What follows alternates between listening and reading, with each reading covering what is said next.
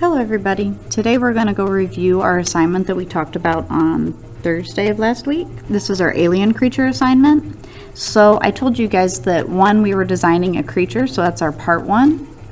And then we'll talk about part 2 in a little bit. So basically part 1 and part 2 are both due by the end of class on Friday. So for part 1, you are designing your creature.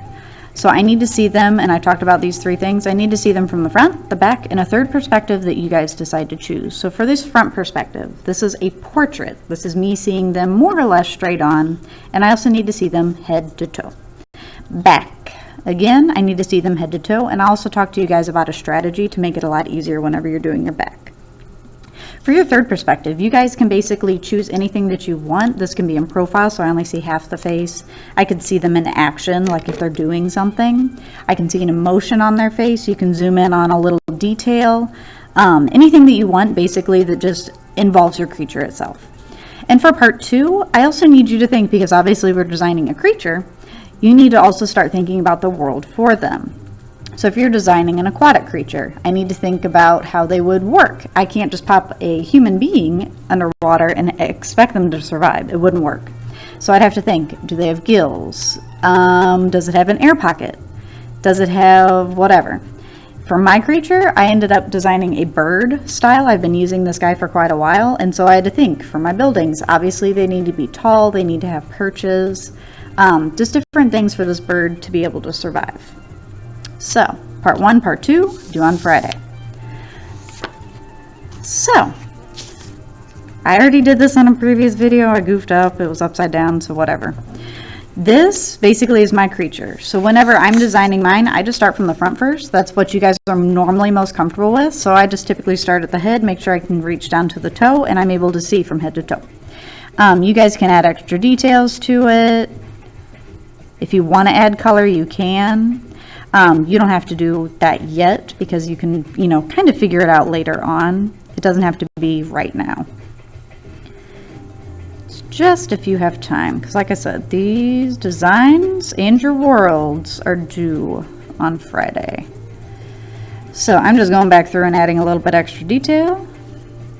The more detail that you have or think about this creature or different pets or anything about it is going to help you so much in the long run, because you're going to be like, this looks really boring with just this. Well, the more that you add to it, the better it's going to look, I promise. So my creature is a flying creature, and it delivers stuff. So his main job within this world is that he delivers all this stuff. So I have this satchel that he's got. And I'm just adding more detail to it. Shading or anything like that. I can tell he's more kind of like an eagle style. Just because whenever you're delivering a package, some people are going to try to steal your stuff. So that's where I'll talk about this last one over here. So to make it easier when you're doing your back perspective, I just line everything up. So I know that the fur or the little finials on top of his heads are going to match up here. Bottom of his cheek line about right there. Bottom of his neck. Tip of his wings, and I just keep crossing these things over gently in pencil line just so I know about where everything matches up. So then I start going back, and I'll do a circle for the head. I'll put the neck on there backwards, because if they have the curve that doesn't happen on this side, you'll definitely see more of that curve on the opposite side. So you just have to think of if I was walking around this creature, what would it look like? Try to envision it in your head, and then if you can see it, you can draw it. So just add more and more to them just to make it easier in the long run.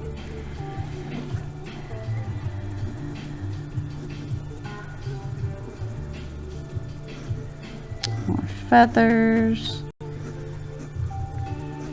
Now for this last one, because again I got my head to toe, I just decided to show an emotion.